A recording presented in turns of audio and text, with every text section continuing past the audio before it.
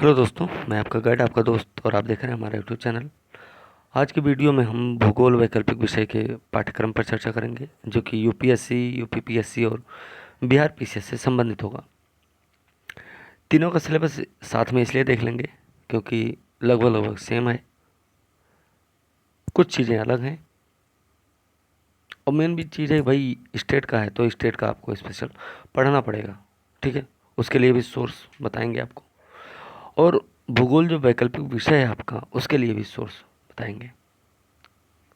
Syllabus आप देखेंगे ना, सिलेबस बहुत सिंपल सा है। इसमें कुछ भी ऐसा नहीं है कि जिसमें आपको लगे कि पढ़ के भैया हमको स्पेशलिटी ले लेनी है, ठीक है।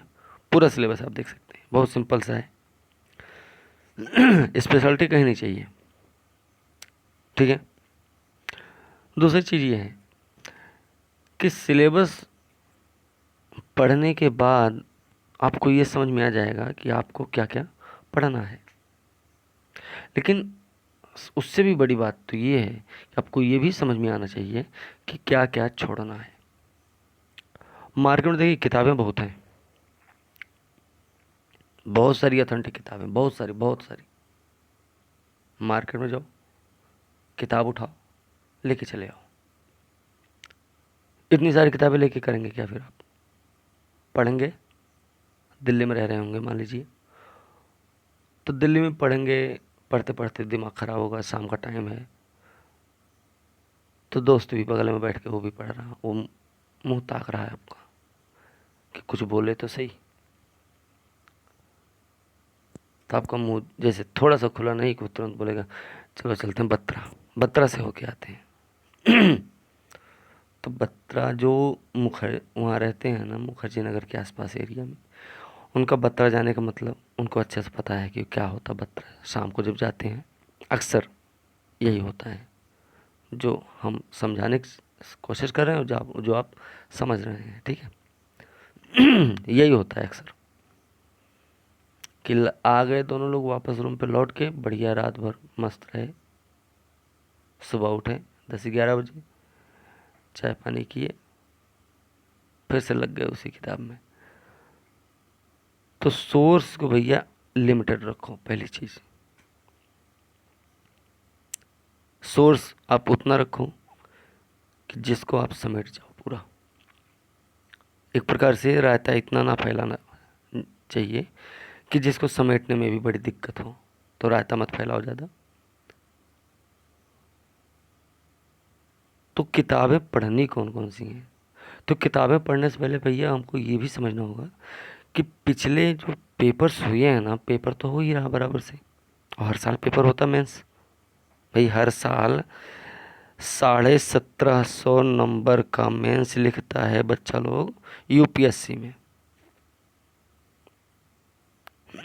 ठीक है, उतने में से नंबर भी लाता होगा, कुछ ना कुछ ला ही देगा जब लिख रहा है। तो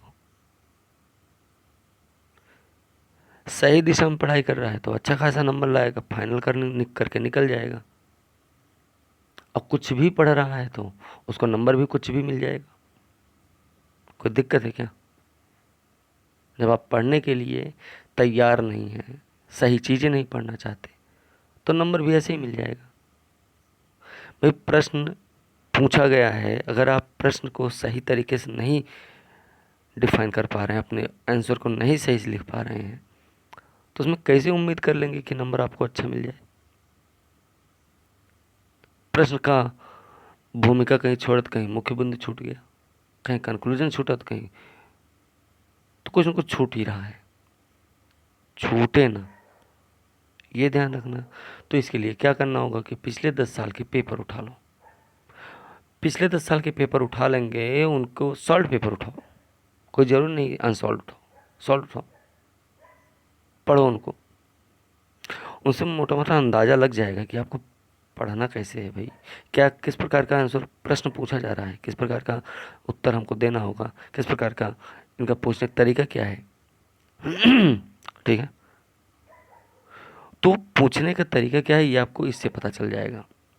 दूसरी चीज़ है, भूगोल के लिए बहुत भागते हैं लोग, कहीं कोई सविंदर सिंह पढ़ रहे हैं, कोई माजिद हुसैन पढ़ रहे हैं। क्यों भाई? 6 से 12 तक की एनसीईआरटी क्या कम पढ़ रही है? उसको तो पढ़ लो पहले। एनसीईआरटी 6 से 12 तक की अगर आपने कवर कर लिया है तो मान के चलिए कि आपका प्री का जो लेवल है, साथ में मेंस का, जीएस का थर्ड पेपर भी। अब यहाँ पे एक बात ये भी हम जो बोले हैं कि जीएस का थर्ड पेपर, जीएस का फर्स्ट पेपर मेंस में, और साथ में प्री, अच्छा खासा वेटेज है ज्योग्राफी का, तो ये आपके अच्छे खासे कवर भी हो जाएंगे एनसीईआरटी से। अगर एनसीईआरटी से आपकी ये इतनी चीज़ें कवर हो रही हैं तो क्या मेंस का ऑप्शनल नहीं कवर हो पाएगा? क्या वैकल्पिक विषय नहीं कवर हो पाएगा? कुछ बहुत सारा कवर होगा भाई, पढ़ के देखो एक बार। एनसीईआरटी आपने पढ़ लिया, प्रीवियस ईयर 10 साल के पेपर भी आपने देख लिए, अंदाज़ा आपको लग गया है कि आप किस लेवल पे खड़े हैं। साथ में उठा लो पिछले 10 सालों के ये प्री वाले पेपर, उनके प्रश्न को सॉल्व करने शुरू करो। देख लीजिए फिर कैसे सॉल्व होता है कि नहीं होता है, क्या कमी रह जाती है, उसको फिर से दोहराओ भाई। 6 से 12 तक की एनसीईआरटी आप पढ़ लेंगे, साथ में एनआईओएस का एक कंटेंट आता है, एनआईओएस, ठीक है, ये बड़ी अच्छी किताब है। या फिर इग्नू का मटेरियल हो,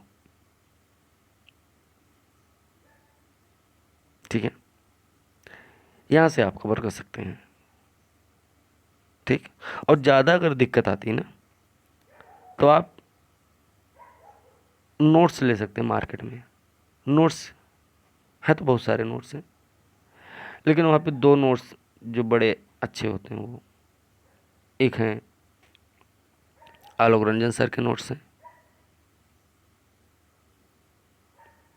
आलोक रंजन सर, इनका विश्व का भूगोल, और कुमार गौरव सर हैं एक, इनका भारत भूगोल।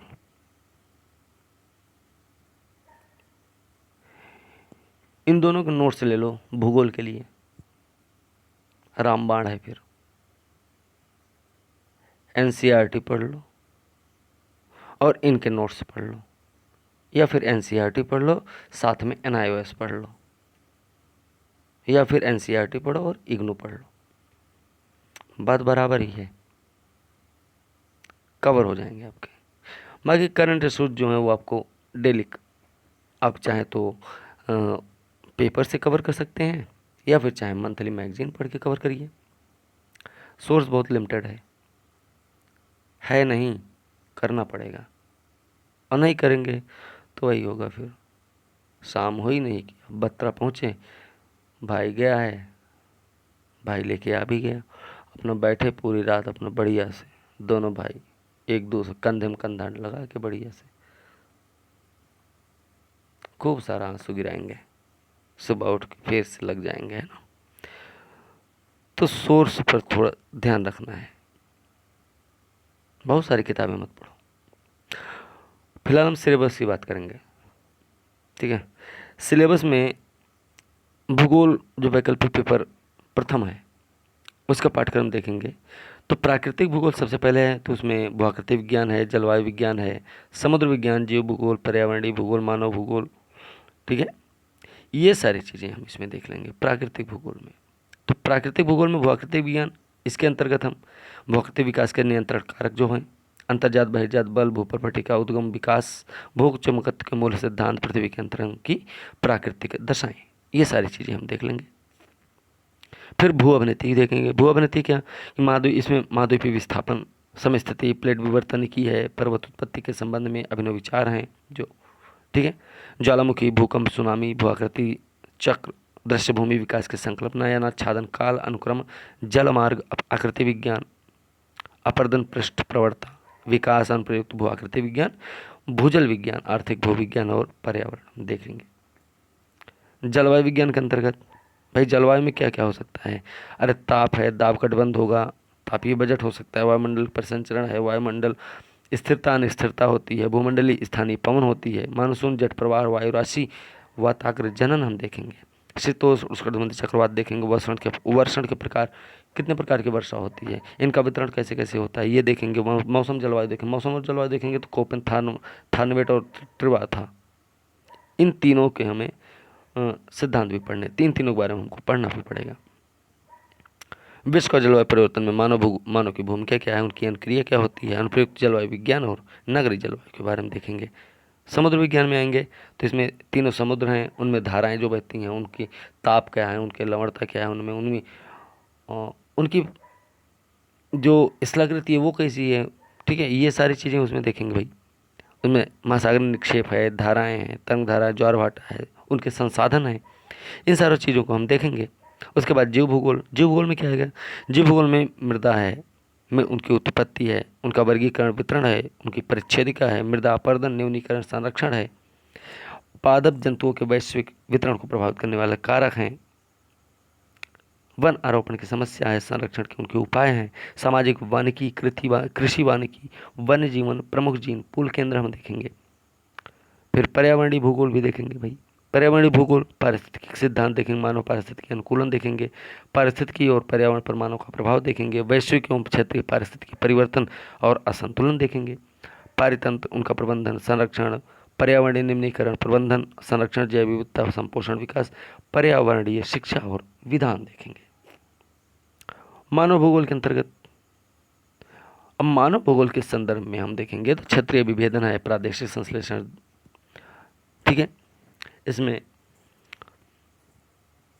द्वैतवाद, पर्यावरणवाद, मात्रात्मक क्रांति, अवस्थिति विश्लेषण, उग्र सुधार, व्यवहारिक मानवीय कल्याण, उपागम भाषाएं, धर्म एवं निरपेक्षीकरण, विश्व के सांस्कृतिक परिवेश, मानव विकास सूचक, ये सारी चीजें हैं, ठीक है।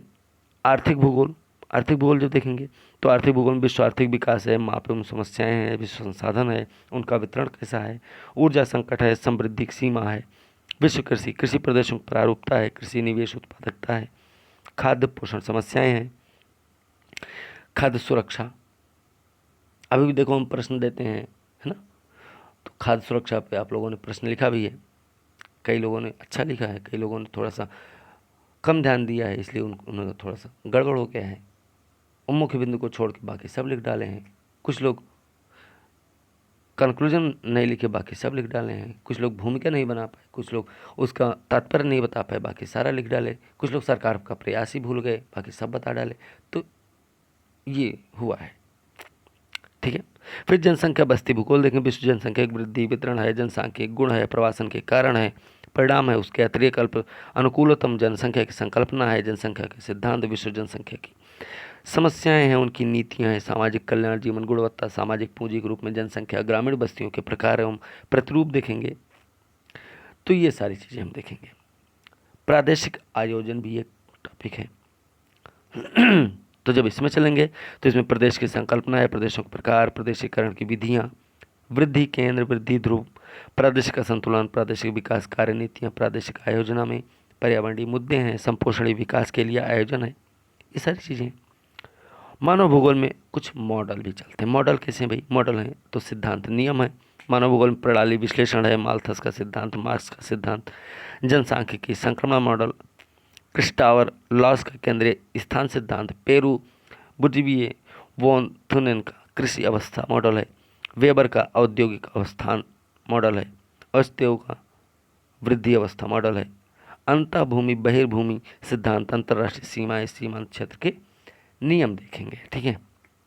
इसके बाद सेकंड पेपर जो कि भारत के भूगोल से संबंधित है, इसमें पहला जो प्रश्न आता है भाई और कंपलसरी है, मैप का होता है, ठीक है, मैप का प्रश्न होता है, मैप वाला, तो उसमें मैप से संबंधित हम देखेंगे। बाकी भारत भूगोल है तो भाई भौतिक विज्ञान विन्यास देखेंगे, इसमें पड़ोसी देशों के साथ भारत का अंतरिक्ष संबंध कैसा है, संरचना उच्चावच कैसे हैं, और संरचना उच्चावच कैसे हैं भाई, भारत को 6 भू आकृतिक प्रदेशों में बांटा जाता है, सबको पता है। अब वो अगर आप ऑप्शनल वैकल्पिक विषय के रूप में पढ़ते हैं तो आपको उन 6 को भी कई सारे उपविभागों में बांटना होगा, करीब 22 उपविभाग बन जाएंगे,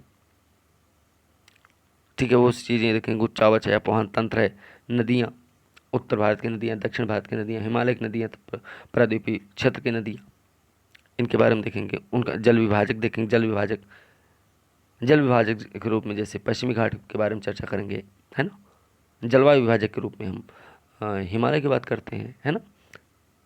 नदी विभाजक के रूप में हम पंजाब में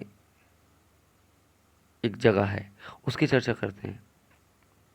उस जगह का नाम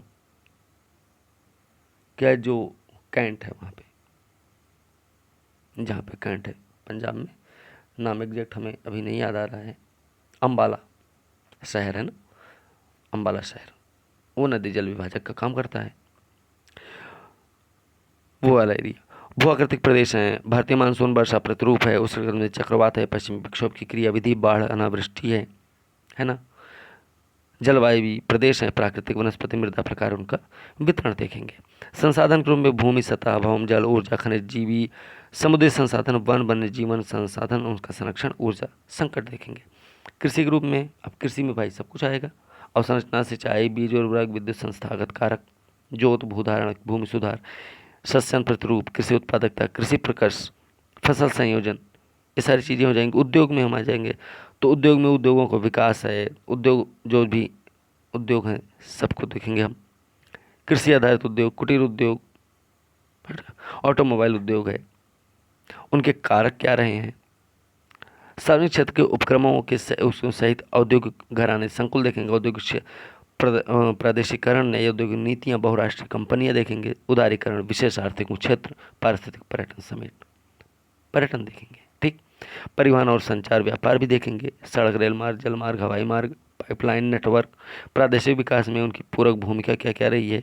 राष्ट्रीय विदेशी व्यापार वाले पतनों का बढ़ता महत्व कैसा है, ठीक है। व्यापार संतुलन कैसा है, व्यापार नीति क्या है, निर्यात प्रक्रमण क्षेत्र, ये सारी चीज़ें इसमें देख लेंगे। सांस्कृतिक विन्यास भी देखेंगे भाई, भारतीय समाज का सांस्कृतिक विन्यास रहा ही है।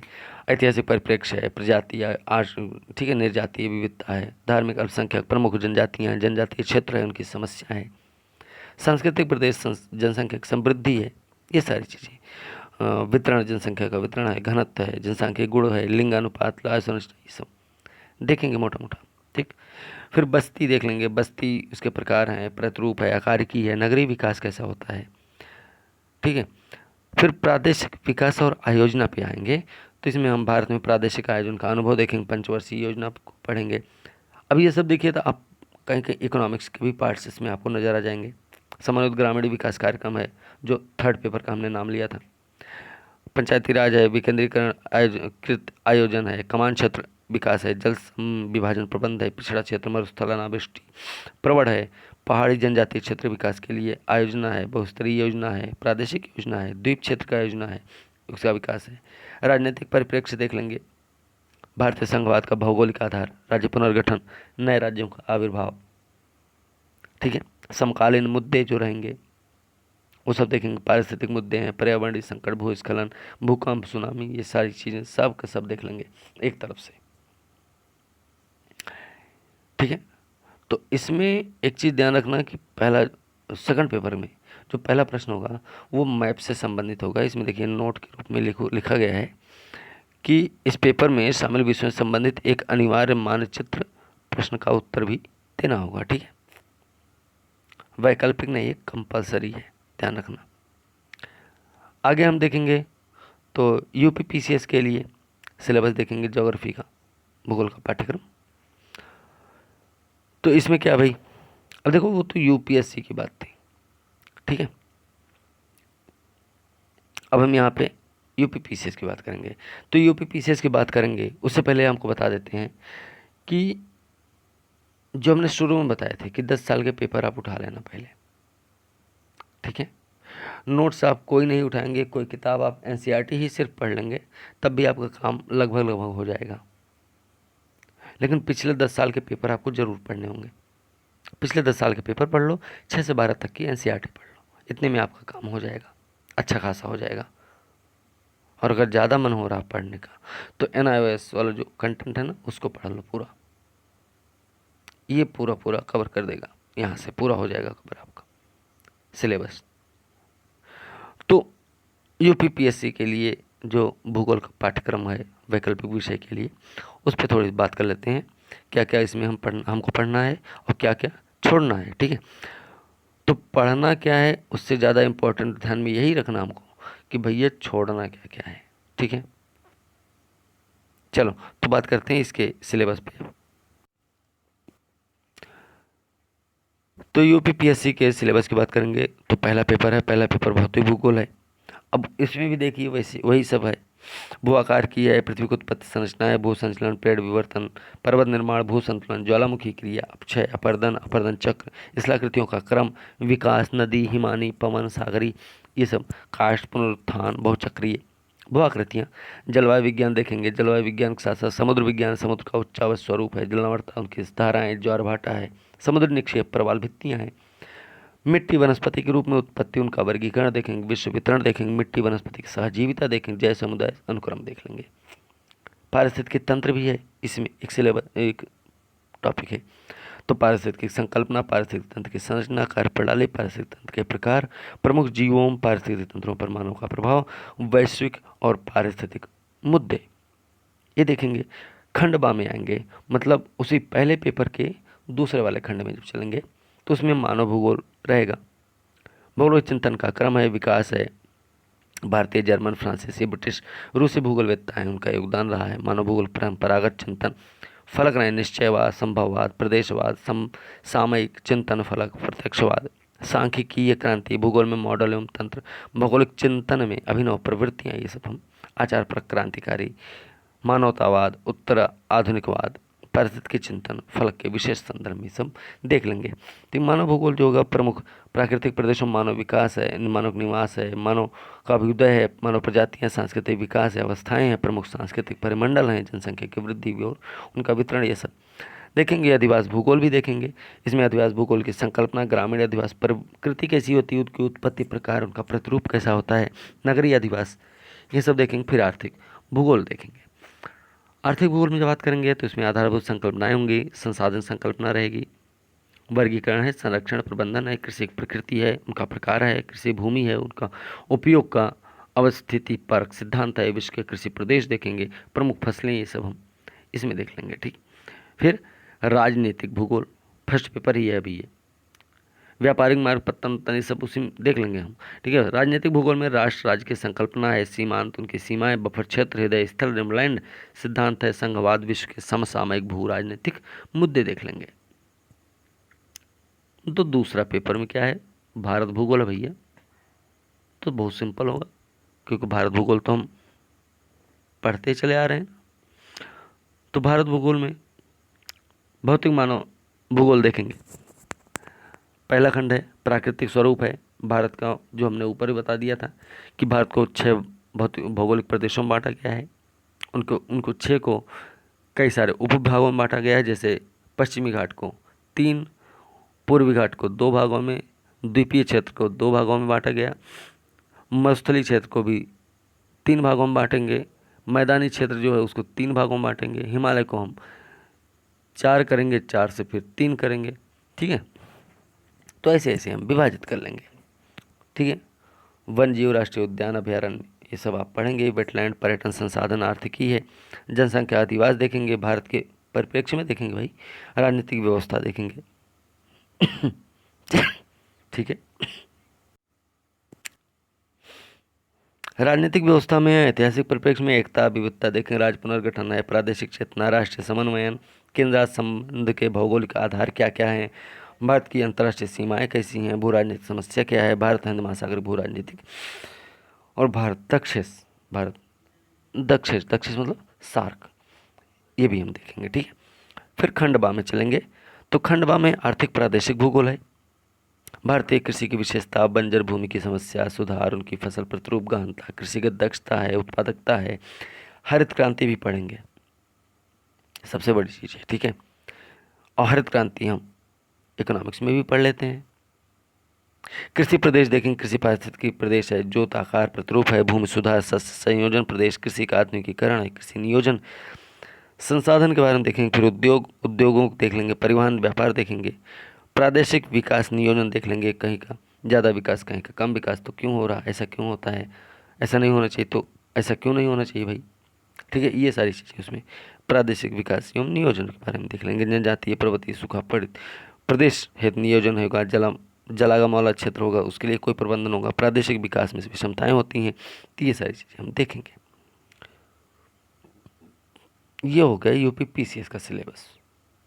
और यूपी पीसीएस का सिलेबस देख रहे हैं तो उत्तर प्रदेश से भी स्पेशल हमको देखना पड़ेगा थोड़ा बहुत, ठीक है। अगला जो सिलेबस है वो बीपीएससी का भूगोल का पाठ्यक्रम है, इसमें देखेंगे। तो जो पहला पेपर है भाग का मतलब पार्ट ए, भूगोल का सिद्धांत उद्धांत, इसमें भौतिक भूगोल रहेगा। भौतिक भूगोल में वही सारी चीज़ें हैं जो अभी ऊपर हम पढ़ते चले हैं। भौगोलिक विज्ञान है, जलवायु विज्ञान है, मृदा वनस्पति है, महासागरीय विज्ञान है, पारिस्थितिकी तंत्र है। खंडवा का और क्या है, खंडवा मतलब पार्ट बी है, मानव आर्थिक भूगोल होगा। तो मानव आर्थिक भूगोल हमने पहले भी देखा है उसको, यहाँ भी वही देख लेंगे। तो भूगोलिक चिंतन का विकास, यूरोपीय ब्रिटिश भूगोल विदों का योगदान होगा। नियतिवाद, संभववाद है। भूगोल में द्वैतवाद, मात्रात्मक, व्यवहारात्मक क्रांतियाँ हैं। ये सब क्रांतियों के बारे में देखेंगे। मानव भूगोल, बस्ती भूगोल है, ठीक है, राजनीतिक भूगोल है, आर्थिक भूगोल है, ठीक है। ये सारी चीज़ें हम इसमें देख लेंगे। पहला पेपर बीपीएससी का भूगोल वैकल्पिक विषय के लिए है। जो दूसरा पेपर होगा उसमें क्या क्या होगा, उसमें भाई सीधी सी बात है भारत भूगोल ही होगा, लेकिन बिहार भी रहेगा उसमें, ठीक है, क्योंकि बिहार का ही पेपर है भाई, बिहार का पेपर दे रहे हैं तो बिहार के बारे में पढ़ना पड़ेगा। और बिहार जो भूगोल वाला पोर्शन है, मतलब बिहार का जो स्पेशल हमको पढ़ना होगा वो आप लोग महेश बर्णवाल वाली जो बुक आती है ना, उससे कवर करने की कोशिश जरूर कर लेना, एक बार अच्छे से कवर कर लेना। बाकी प्रीवियस ईयर 10 साल के पेपर आप उठा लेना ज़रूर भैया, उनको ज़रूर पढ़ लो। जीएस का, जीएस तो अभी जल्दी में लिखने वाला हुआ है, लेकिन वैकल्पिक विषय जो रहा है ना वो तो पहले से ही है। तो वो पेपर भी उठा लेना, जीएस वाला भी उठाना और ऑप्शनल का भी उठा लेना। इनसे अच्छा खासा आपको कवर हो जाएगा आपका, ये हम बता रहे हैं। अगर आप कर सकते हैं तो कर लीजिए, और उसके साथ में एनसीईआरटी आप पढ़ लेंगे, इतना आपका कवर हो जाएगा। ज़्यादा कुछ मेहनत माथा पच्ची करने की ज़रूरत नहीं है, ज़्यादा रायता मत फैलाओ, ठीक है। और फिर से बोल रहे हैं, रायता फैलाने से अच्छा, फैलाने से ज़्यादा कठिन है ना उसको समेटना, और समेट नहीं पाओगे फिर होगी दिक्कत। फिर वही बोलेंगे बड़ा कठिन है, बहुत ये है, ठीक है।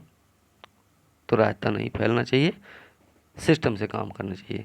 और सिलेबस को कवर करते हुए आपको लिमिटेड सोर्स रखने पड़ेंगे।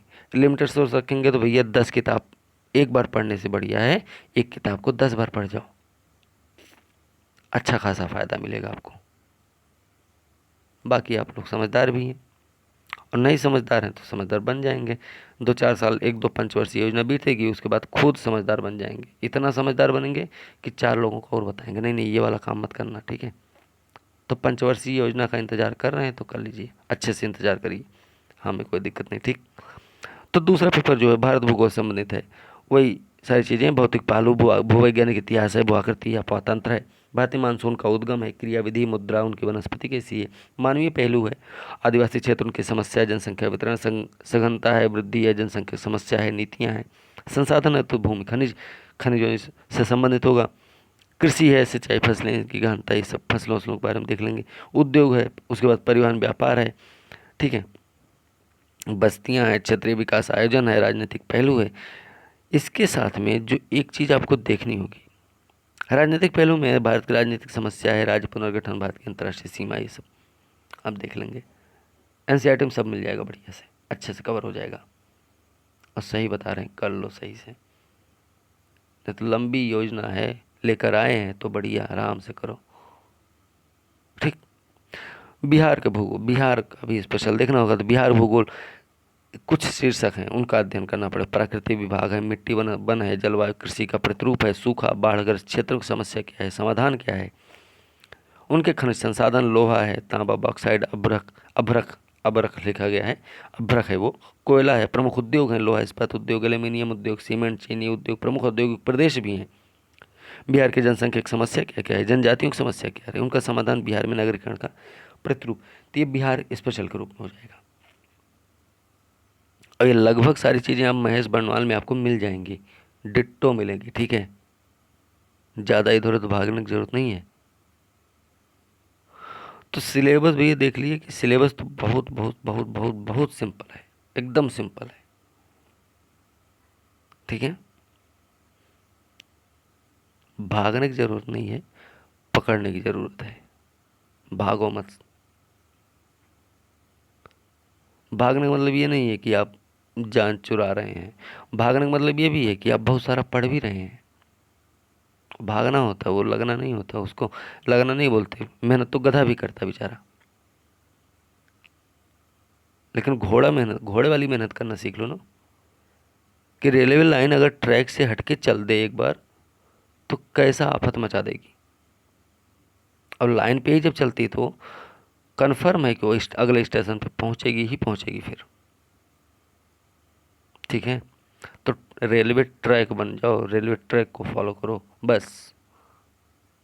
आंख पे पट्टी बांध लो घोड़े की तरह, कुछ नहीं देखना इधर उधर ना, सीधे चलना अपने को, बात खत्म।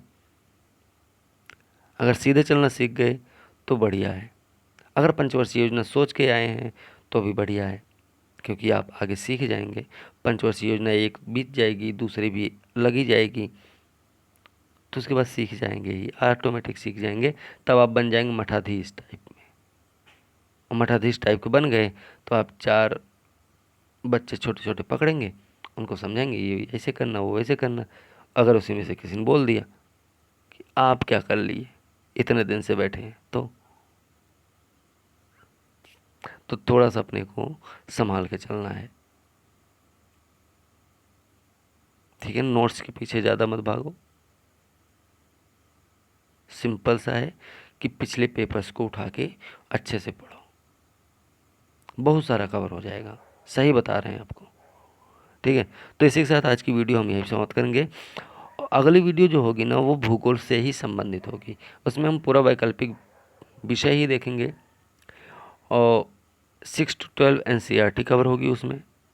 साथ में कवर करेंगे हम NIOS का कंटेंट या इग्नू का कंटेंट देखेंगे। NIOS ही देखेंगे, इग्नू को नहीं, ठीक। और इसके साथ साथ हो सके तो नोट्स जो बताए हैं उसे हम देखेंगे, या फिर आप लोग उसे पढ़ लेना अपनी तरफ से।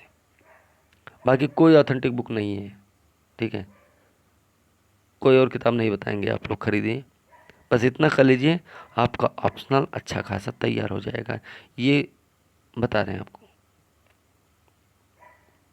अब भूगोल का बड़ा बड़ा बढ़िया फ़ायदा है कि आपके प्री में भी अच्छा खासा वेटेज है।